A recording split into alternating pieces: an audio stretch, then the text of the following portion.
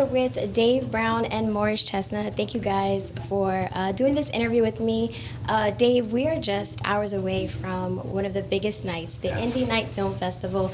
Tell me, what made you want to start this? Being a film major at Morehouse College was a great experience for me, and it was like we had to do short films before we graduated. And what I did was I did a short film and stuff, and when I graduated, there were a lot of great short films that were there. And so I always thought about what happens with these short films after they're finished. You know what I'm saying? There were a lot of great short films, but we do them to graduate, but then these are some great films that can actually be, put into Hollywood and be seen or even made into, full features. So I said, yo, this is crazy. I said, I'm gonna do a weekly film festival in LA, give everybody an opportunity to show your short films, web series, trailers, documentaries, and full features. And it gives everybody that level to step up and just, be seen in Hollywood. And that's what it's all about, because you can't just come to Hollywood and just say, hey, this is what I do, make me a star, or give me the opportunity. You gotta really be around those that make Hollywood, turn. And so I was like, yo, why not create this? And I bring everybody in that are writers, that are professional writers, directors, producers, and see talent, and then to give everybody the stepping level to get up to the next level.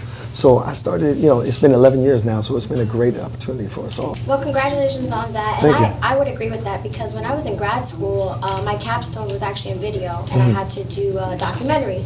So being that I'm from the Bronx, I did it on cold cases in the Bronx. And a lot of the students that were in my class, we worked on this project for 3 months, and it was amazing, but it didn't leave that classroom. See? And so I feel like that's amazing that you're providing an outlet for creatives to show their work, because you never know who's going to be the next big actor, the next big filmmaker. So I think that's amazing that you're doing that. Now, I know that you consider Morris Chestnut like your brother. Tell me, how did you guys meet? Man, I've known Morris for such a long time. It's crazy. He has family up in the Bay Area, and I'm from the Bay, and I remember we were at a celebrity basketball game when we met each other, and we've been, let me say something. When it comes to basketball, I mean, we are brothers that love the game, and so Nice. Yeah. Oh man. Well, Dave's real No, nice. come on, man. I'm working on it. I'm working on it. Dave's nice. This is my Steph Curry right here. You know what I'm saying? Yeah, I know that if I can't. That shot is crazy. That's it. All day. I'm gonna drive. I'm gonna kick it out. I know what I'm gonna get. You know what I'm saying? Right. And that's all. We know each other so well from playing basketball. But it's when I was here at Morehouse, and I played basketball at Morehouse. Morris was here, and whenever he was working, he was always supportive. You know what I'm saying? And he would come, and he was. Believe it or not, is like who I am in Hollywood came from him. He was my high beams in getting to Hollywood. He was my do's and my don'ts. You know what I'm saying? And he says, at the end of the day, I remember when I graduated from Morehouse, I was talking about going to New York. Yeah. You know what I'm saying? And then he said, well, wait, what do you want to do? And I said, Mo, I want to be in front of the camera, and be. He said, well, you got to be that fish in the big pond. And you got to come to LA. He said, yo, if you go to New York, that's for theater. He said, but if you want to do film and TV, you got to come to LA. And so, this is when I tell you, my brother, and I mean, road dog all day long. And Morris, you've been in the industry for a very long time. Yes. And I'm sure you know that in this industry, sometimes it's hard to find real, genuine people. Yes. But you found that in Dave. Yes. So how does it feel for you and him to both be successful in the industry and to still have that brotherhood and someone you can lean on? That's what it's about. I mean, from the first time I met Dave, actually what happened was, I was in the Bay, and he was like, man, if you're ever in Atlanta, look me up. And I was like, man, I had never been to Atlanta at that time, and I never thought that I would be in Atlanta. And then literally, like the very next week, I got a movie here, and I came. So I had some greatest moments of my life hanging out with Dave. Met my wife with Dave. We've had some great moments. So when you talk about genuine people, it doesn't get any more genuine than Dave Brown, and the reputation that he's built up in the industry, the connections, the relationships, friendships, everything he's built up in the industry. That's what he's bringing to Indie Night.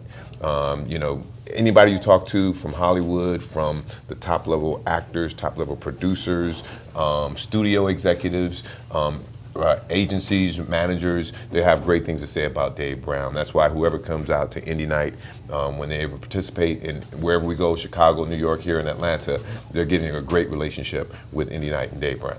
And now, do you host all of his Indie Nights? I don't host all of them. I've hosted some of them, but I'm definitely a supporter. I've been a supporter ever since he came up with the concept a decade ago. Yeah. So I've always been a supporter. And now, have you seen some of the films? Yes. Maybe said, okay, I think that one is gonna blow, or yes. that actor's gonna be big. Yes, yeah. I mean, he's had some of the top level directors, writers, actors in the project, and he has some films that resonate to this day. You know, that we talked about. We were talking about some yesterday. Yeah. So yes. Yeah, we had some great turnaround stories. It was just one. There's a guy by the name of Joel Taylor. Joel Taylor went to USC, was a filmmaker. And he brought me his short film, and I saw his short film, and I said, this guy is incredible. And I showed it at Indie Night. I had one of my partners who's in the company is Datari Turner, came and watched this film. And he's like, yo, this guy's good. So he took Joel, after he saw his film, it was like, oh, this is amazing. He took him to CAA and got him signed with CAA. His first movie that he wrote. Now he's a writer. Okay. That's what I'm saying. He's a writer, director. But his first one he wrote was he did Creed 2. He wrote Creed 2. Then the next film he wrote was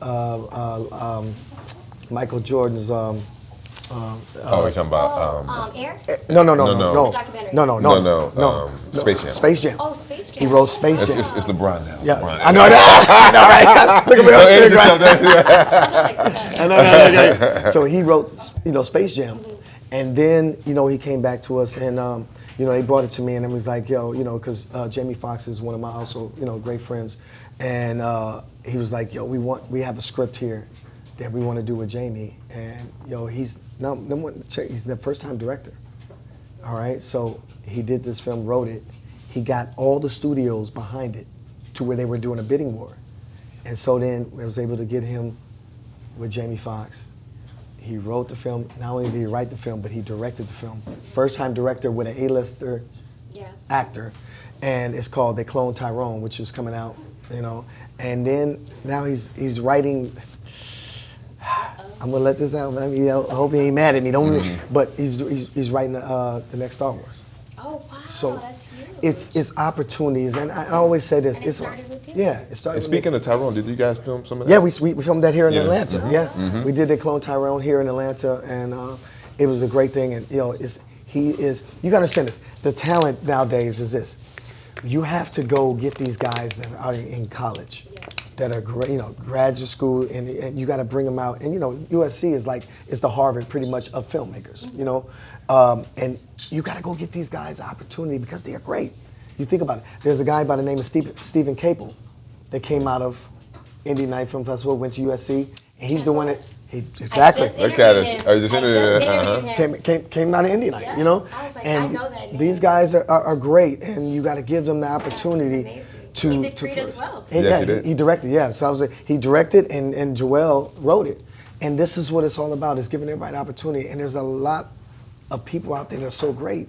We got to give them opportunities. Right. And at Indie Night, what we do is this. I'm no color lines. When it comes to art has no colors.